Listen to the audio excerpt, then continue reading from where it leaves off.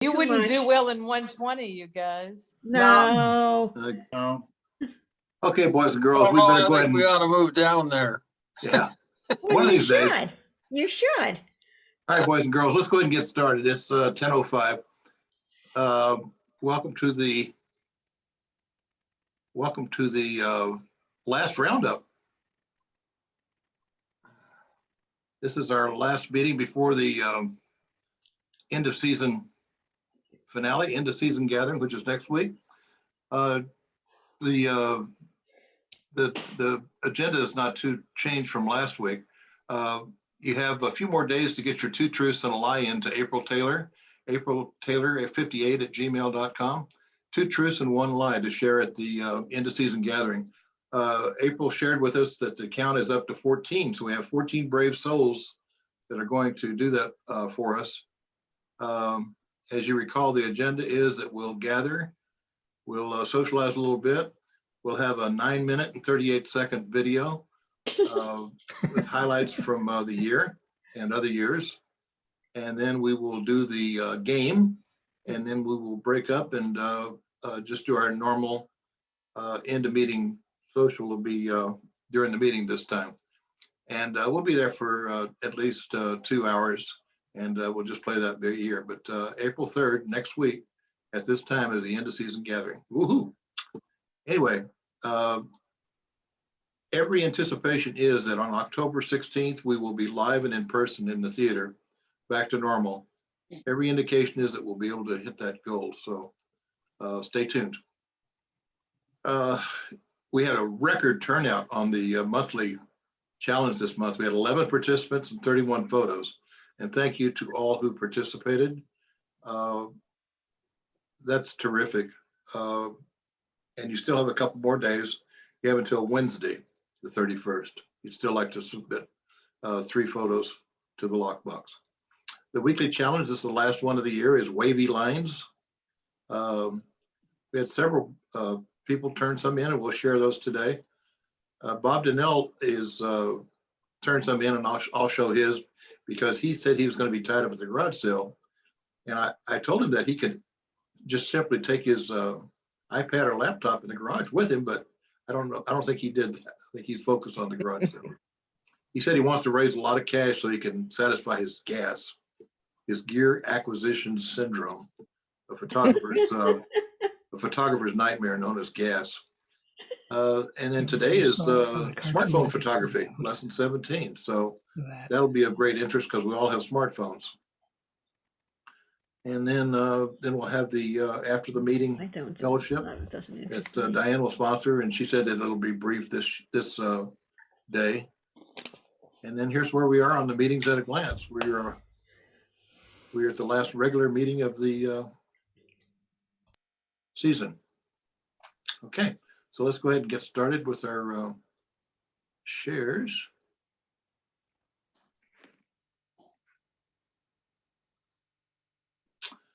Here's our new share. April, can you start us off? Hold on, here I am. Can you start us off? Okay, All right, go I ahead. have to see what you have. I'm not being able to see the pictures. Oh, Just a moment. let me know if you can't see. You should be able to see. Oh, there it is. Okay, there's the waves. Yes, This is not Antelope Canyon. This is Chandelier Canyon. So I thought those were kind of wavy lines. okay. I can't find my mute switch. And these are wavy lines from the dirt, from the sand on the beach. I can't remember where it is.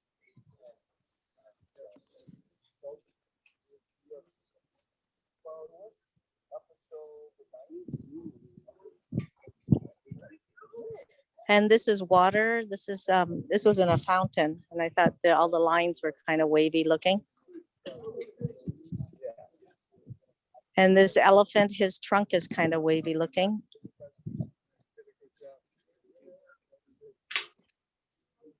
And these are kind of wavy looking. This is in Calgary, downtown Calgary.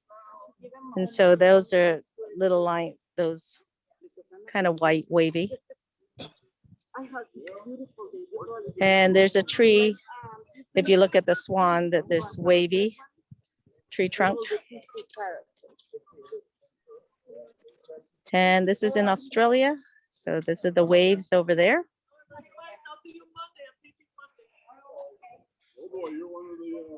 And those are just a whole bunch of things. It's a wind, I think it's a wind thing. Lots of lines, all wavy, circular. And this is the bridge that goes over the Lake Okanagan in Kelowna. So kind of a wavy line with the bridge going up and down.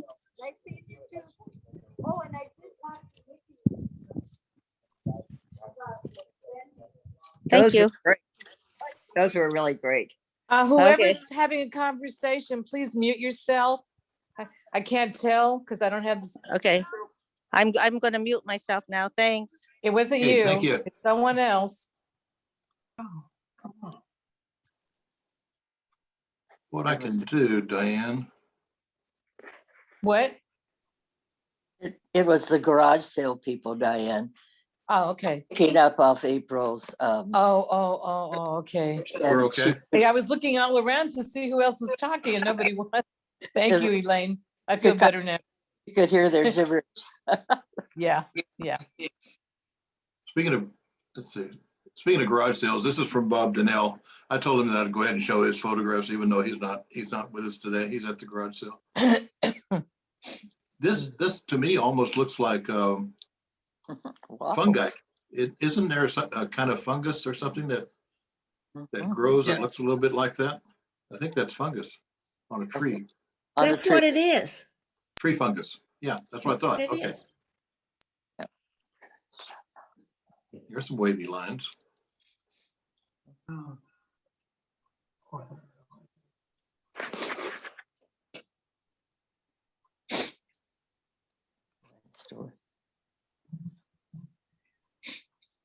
He says on the titles up here, East Sierra trip. Ocean dunes, Well, that one's great. ocean dunes. Oh, Great collection of wavy lines here. All of them are great. Mute. To mute it, you hit that. Very good. Lines are really outstanding. You got it. yay, nice. Nice April too. I didn't get to say that. Okay, Elaine. This was on a quilt cruise, and I misinterpreted. Anyway, I was considering waves, not so much the wavy lines. So, okay, this is one of the ports. But anyway, there we are. And then this is in Paris, going down the Thames. Okay. And this is looking across. Some of you don't get to see the Mississippi very often. And so this is the calmness of the Mississippi and a big barge. Burlington has a great passover to Illinois. And so run down there for lunch, everyone. It's about 80 miles, or maybe 70. Okay. And this was down in Mexico. I was up on the veranda where I was staying, looking down at the waves, and those are umbrellas. Isn't that a fun? Blaine, that's a show picture with the Isn't that- umbrellas. Isn't that fun? Thanks, Ruth. And this was in Hawaii last year, December. I have a lot of these, and I didn't think Bob could show live video, but he probably can. But anyway. I can, yes. I can, yes. Okay, I would have sent that one, but. I've shown live video on this Okay. several times, so yeah, you can. Very nice. Thanks, Elaine. Thank you. Yay. Hey, Good waves. And actually wavy lines. Yes. A few. your turn, Hal. Oh, that's daybreak and fishing and the waves and the water. And a bent fishing pole. That's a Yeah, wavy line if I ever saw one. yeah, that's true. Next, yeah. And then that's a little later in the afternoon, when you get the onshore breeze, the waves get a little bigger. And that's, of course, the waves from the wake of the boat. Wait. They're Okay, definitely next. waving. Ooh, And they get bigger and bigger. Yeah. And there's the waves from the ducks. yes. Oh. Aw. There's the waves from the turtle. No. He's after the duck. Yeah. Okay. There's another one with waves on the beach, guy fishing. That's off the California coast there. We love that going down there on the road trip going down to Arizona on the coast. It's just beautiful. Next. And that's waves from the dog. Who's the dog? I don't know, somebody that's down in the, what's the, no, it's in the river down here. Cute. What's the name? I I don't know what river is near here. And that's waves from the lingcod. Huh. Very nice, Al. Thank you. Okay. Marion, Can you hear me now? Yes. You can hear Closer me? to the computer. Okay, all right. These, you may recognize this is here in Phoenix. This was a rug in a residence designed by Frank Lloyd Wright's son. It was at his house. that's right. That's at At the his Wright House. Right, and that's Yeah. it's a museum. You can visit it. Well, We I don't know did. if you can anymore, but we did. We did. Oh, really? You can't go there anymore? I don't think so. They had to sell the property, I believe. They're fighting to make it a landmark, but I don't know if they won or not. Okay, that's too bad. All right, this is a picture of Mars taken by the expedition from the university in Tucson. And that's the surface of Mars. Wow. Wavy line. Okay. And that's in Antelope Canyon, the Slot Canyon. And Yes. these, okay. This is interesting sculpture in Fountain Hills, where they have a lot of sculpture near the library. It's well worth the trip. And this is, I may have shown this before. It's a hotel in Phoenix. Oh, Don't ask really? me where. Okay. Beautiful. And this is in Dunbarton Oaks. I've spoken of that before. It's a museum in Washington, D.C., where the United Nations Charter was born. Beautiful gardens. And that's a Celtic wall hanging that I made, which obviously has wavy lines. Yes. Beautiful. Beautiful. And these are rocks in the Japanese garden here in Phoenix. And I just like the shadows and the waves. Great. Very nice, Marion. Thank you. That was fun. Okay. Very nice. Very nice. Oh, And last but not least is Val.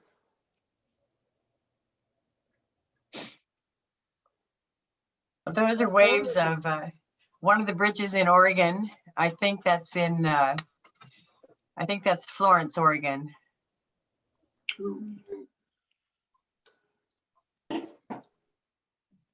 And again, same thing.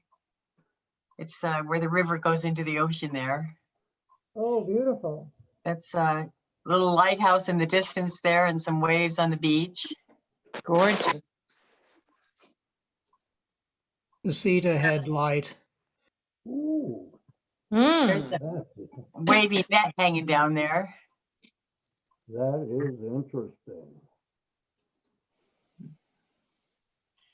Again, there's just some waves of the water and the clouds. Wavy lines. The reflections. There's the crab pots on the Oregon coast. Lots That's of cool. wavy lines. Like those. And I thought that awning was wavy at Moe's Restaurant in Lincoln City. Yes. There's even wavy lines in the sign out there. That's the underneath of a bridge. I think that's the Newport Bridge. I'm not sure, but Canopy. Excellent. Thanks, Val. Very nice. Yeah. Very nice.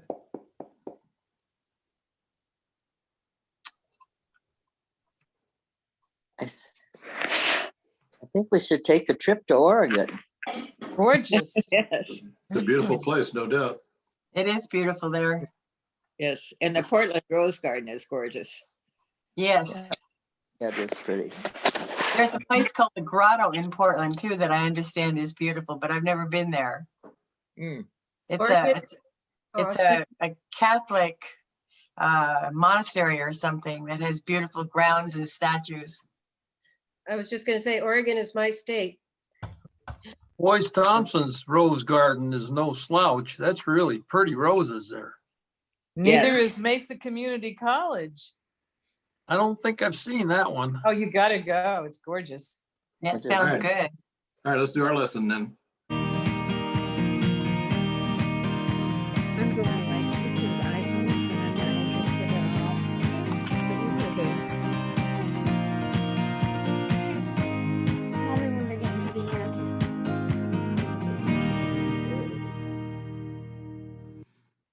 This little device, this smartphone, it's actually quite large. This has the power to change the world. We've seen it, the smartphone. You know, in 2015, 2/3 of Americans carried one. They all have cameras built into them. That means over 200 million people in the United States alone are photographers now.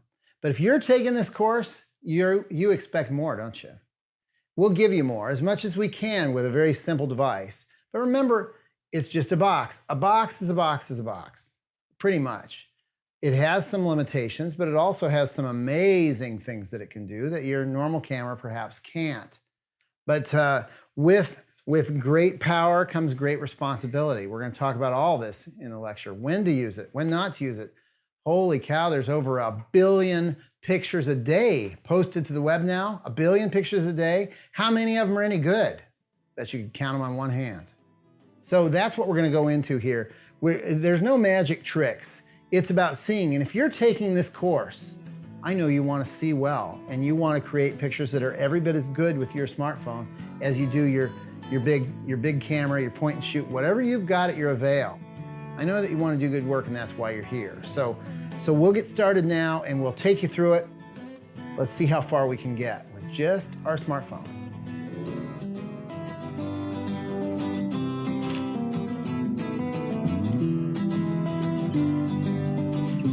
You know, something I really like to do anymore, I really like using my smartphone to take pictures, believe it or not. And one of the features on these things is it's got a panorama setting.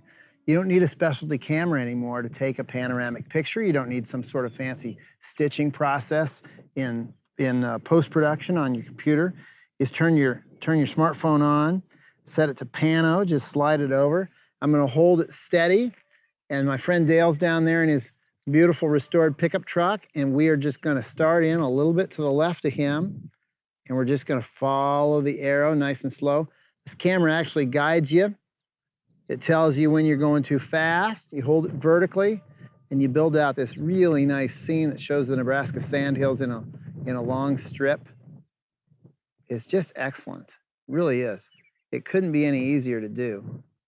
There we go. And we look at it. And it's pretty neat. It really is. It's a remarkable feature. It's a remarkable feature. And it's that simple. I don't have to be in a big landscape. I use it in urban settings once in a while. I've used it on the street in my own house. I've used it in a friend's carpenter shop, believe it or not. It's so messy. I've been wanting to photograph this carpenter shop for years. Couldn't figure out how to do it. A friend of mine. And that panoramic feature indoors in just in just average light, just room light. It's wonderful. So I'd encourage you guys to give this a try too. There's a lot of features on smartphones, but Pano is one that I use all the time.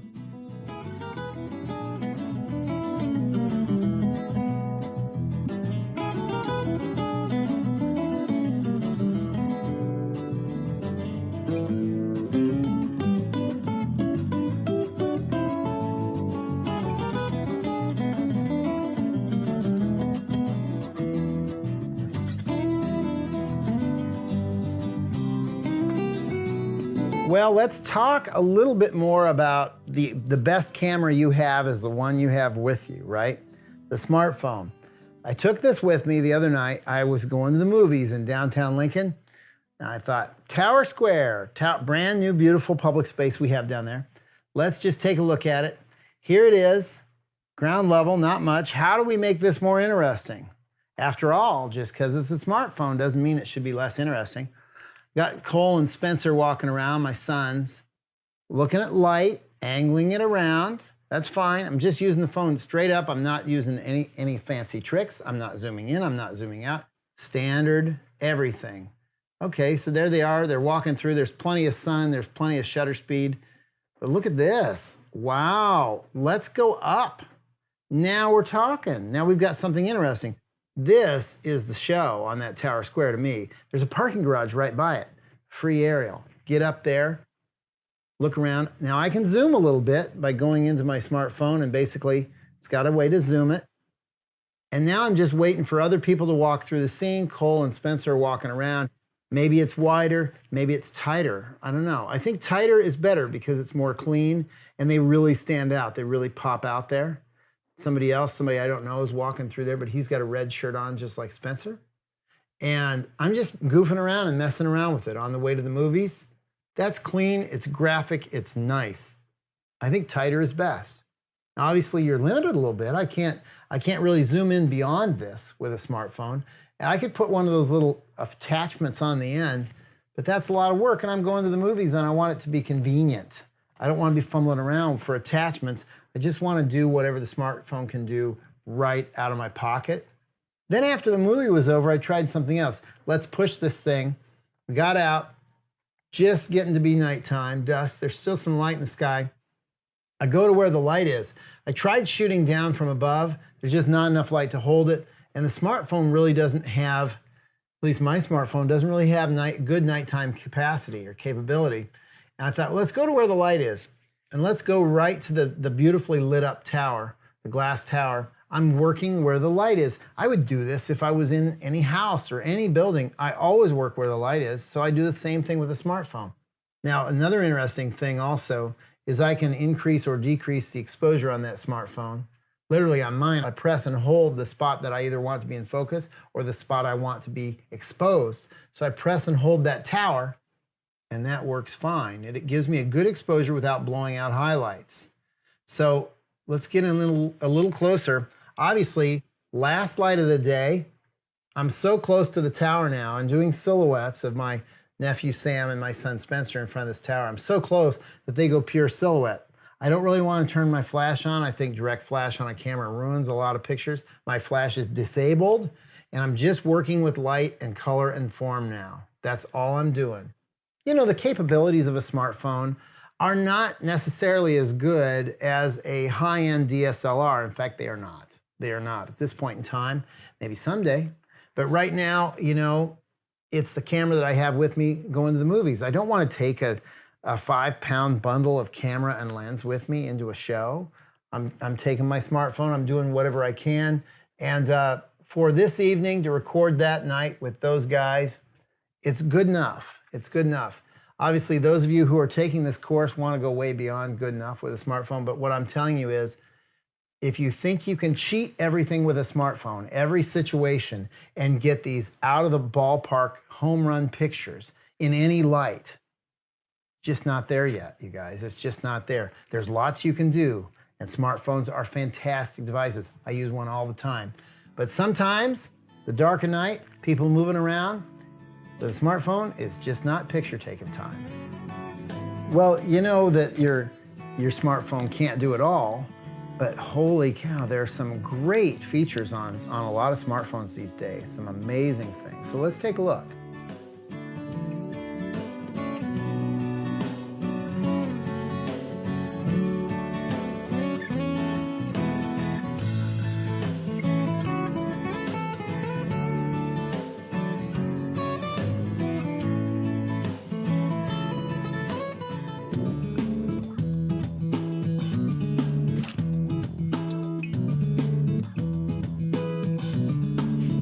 You guys ever see those old time circuit cameras where it's before the turn of the last century and it's everybody on Main Street has turned out for this black and white picture that's taken as a very long, slow exposure. It's a big strip and it's everybody and they're all lined up nice.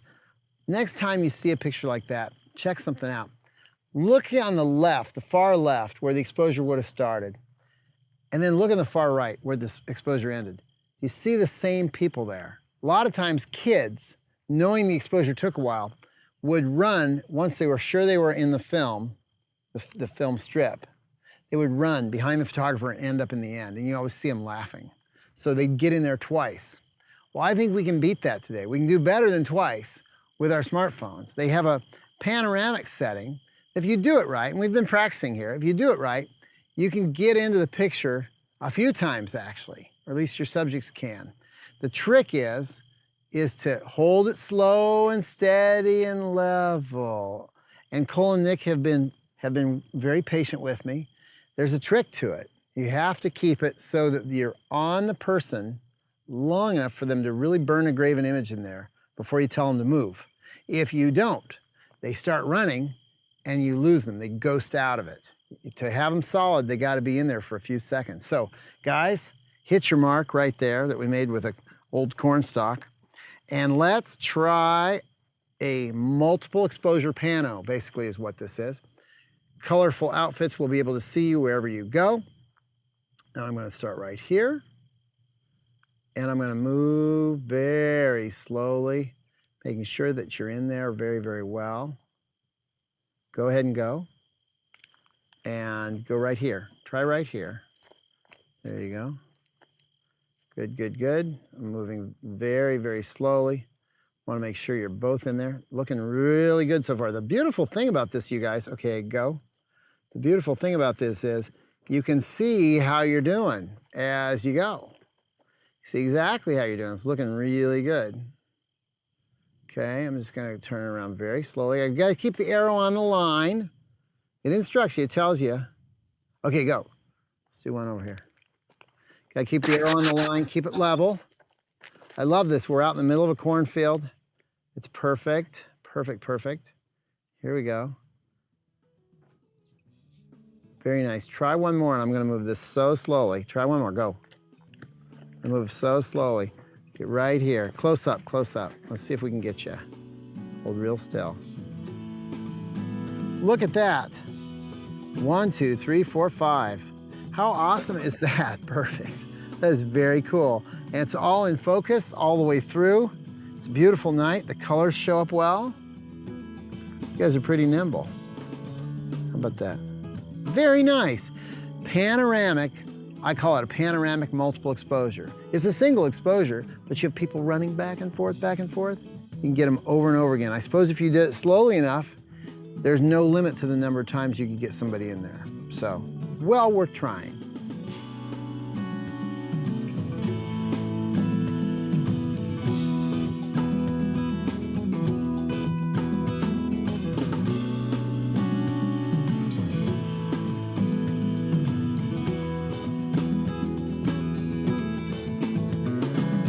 Wow, a selfie. I wonder if that's ever been done before. Selfie. Let me see.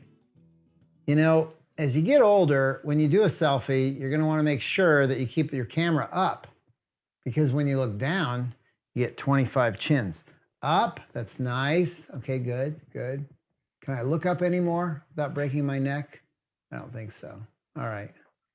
Oh, I should probably be talking to you guys. Hey, you know, selfies are fine. People are hauling around selfie sticks everywhere these days. I see them holding these big long sticks out that hold their camera, and I've seen them on the tops of towers, and I've seen them diving with these things. It's amazing the self-interest that's out there. As we all know, these have front and back cameras, and the back camera is a lot better resolution. That's what you should use as you're going out in the world. The front camera, you take pictures of yourself in front of items of note, and that's what there is to it. That's it. It takes a little knack because everything's kind of in reverse, but that's okay. I don't do it a whole lot because, as I said, camera adds a few pounds. I wanted to show you a few other things that can make your smartphone pictures better. Maybe you want to use a little tripod, something to really keep it steady. It's hard to keep a camera steady unless you have something to hold it still. With a DSLR camera, you can often prop it up using a sandbag or a piece of clothing. Harder to do here. You want to be able to see what the camera's getting as you're rolling video or as you're shooting stills. This is just a nice little tripod. Harder for it to go vertically. It tends to fall over, but you could pile something up against it to keep it steady. There's also lenses and attachments that you can put on these phones. Super fisheye here, a regular fisheye, polarizer. How about that? Well, that's fine. That's great. But there's a lot of applications we can do now in the phone to help get you where you need to be, especially in terms of toning, polarization. Those are all things that you can actually do in the phone. Maybe you don't need to carry as much stuff. Isn't that the point of having a smartphone and using that, is that you want to travel light? When you start talking about tripods, selfie sticks, and these lenses, it gets a little cumbersome. If you're that serious about it, maybe you try to go up to the next thing and get yourself a regular camera with interchangeable lenses, because I think the quality will be better and you'll be happier with it. Very important. Put these pictures onto another media storage device, like a laptop or an external hard drive. Because what happens when you drop your phone off of a boat or in a puddle or just have it hit the ground hard enough, you lose all your pictures. Very, very important to store them somewhere as well as your smartphone. Really super important. So one of the things I wanted to talk about as well is to dwell a little bit or dive in to these post-processing or live processing functions on your phone, where you can go from standard, how you see the world, all the way to tintype and archival look, sepia tones. Let's go take a look.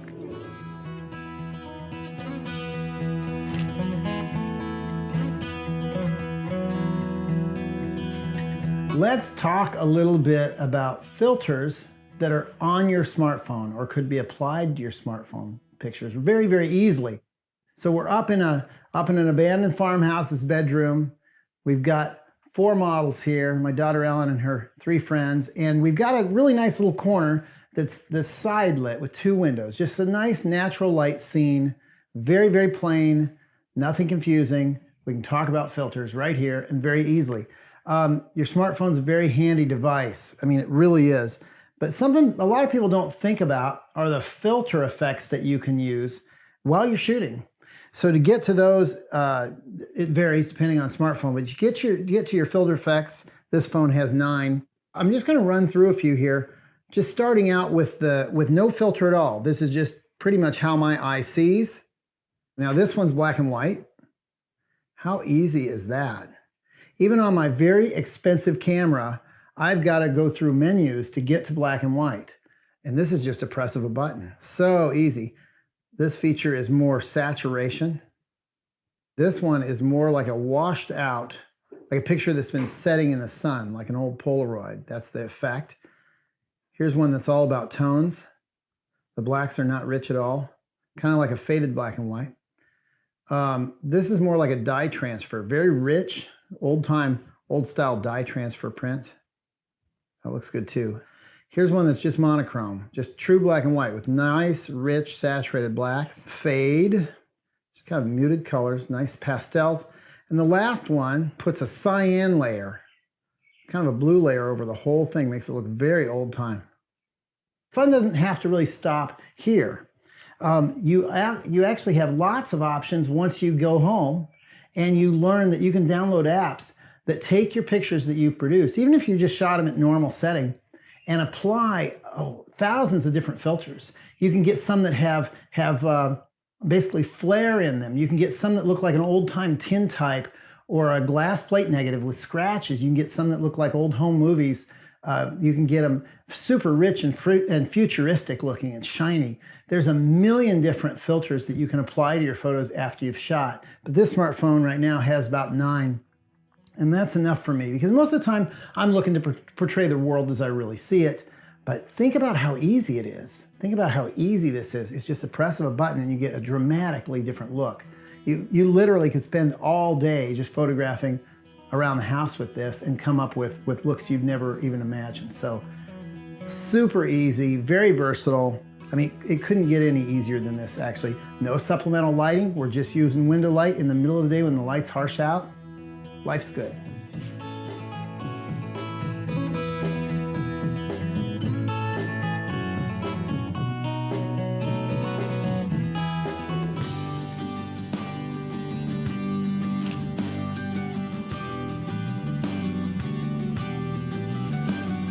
Macro with a smartphone. Can you do it?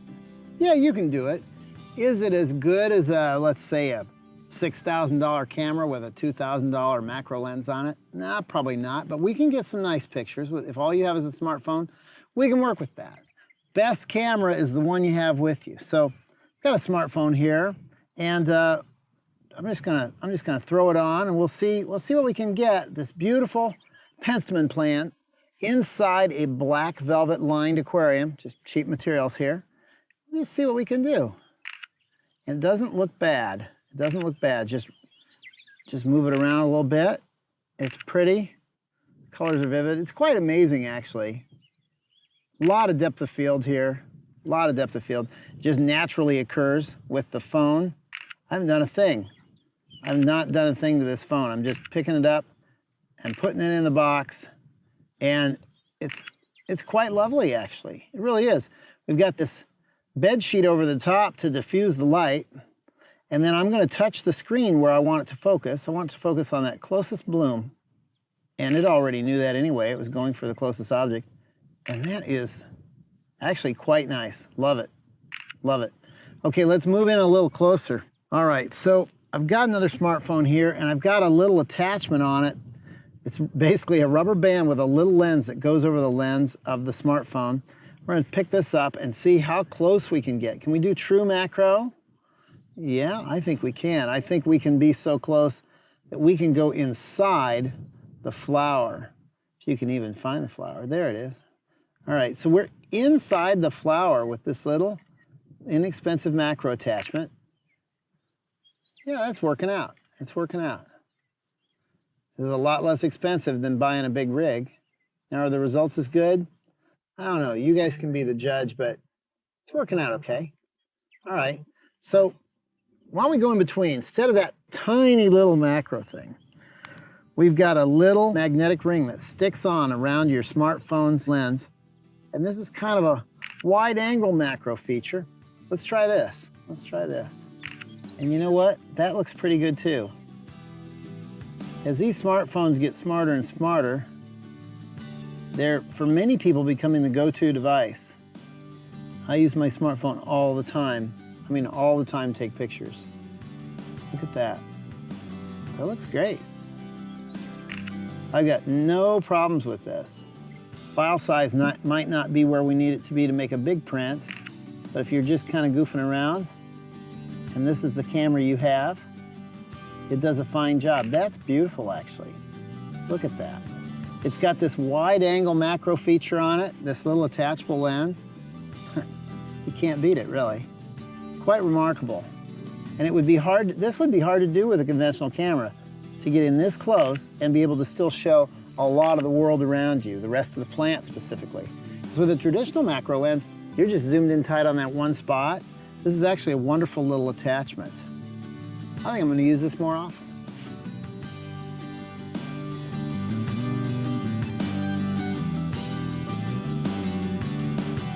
You know, I wanted to end the smartphone lecture by talking about ethics with you and responsibility.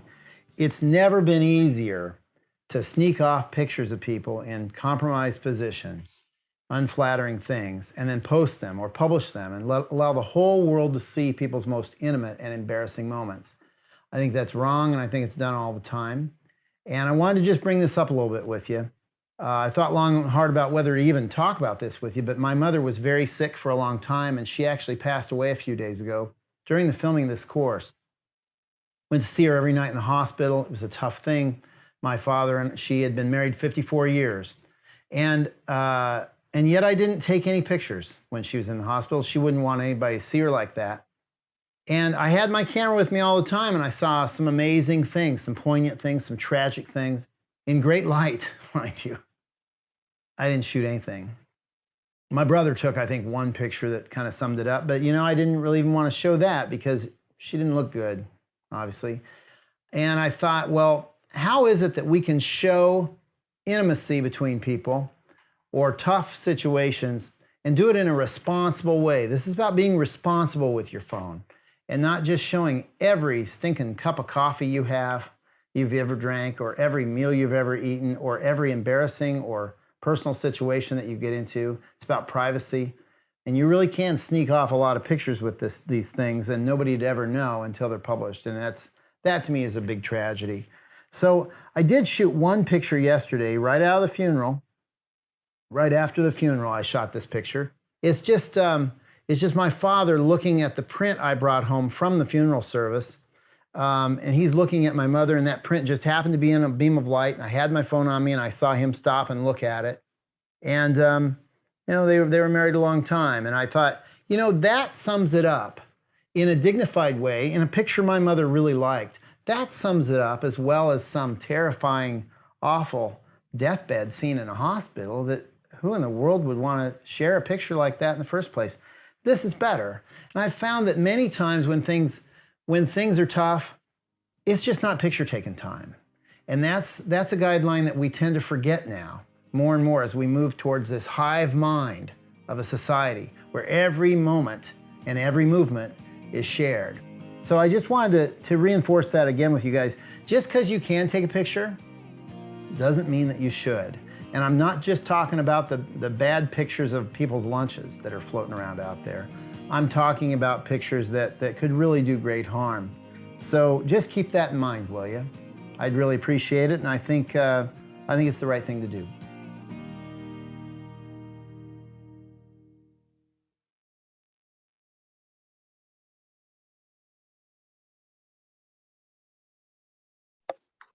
Excellent. Hopefully we all got something out of that. That was a good lesson. All right, everybody, thanks for coming today. I'm going to go ahead and turn this over to Diane for the after the meeting. And you guys enjoy, and be sure and be here next week for the end of season gathering, and particularly for the 2 truths and 1 lie. Can't wait to hear that one. It'll be a lot of fun. All right, Be fun. all right, so take care, everybody. We enjoyed having you bye, here, Bob. and Thanks, glad you Bob. came. Thank you. Thanks, Take Bob. care. Thanks, Bye, Bob. Bye-bye. See ya. Hi, everybody.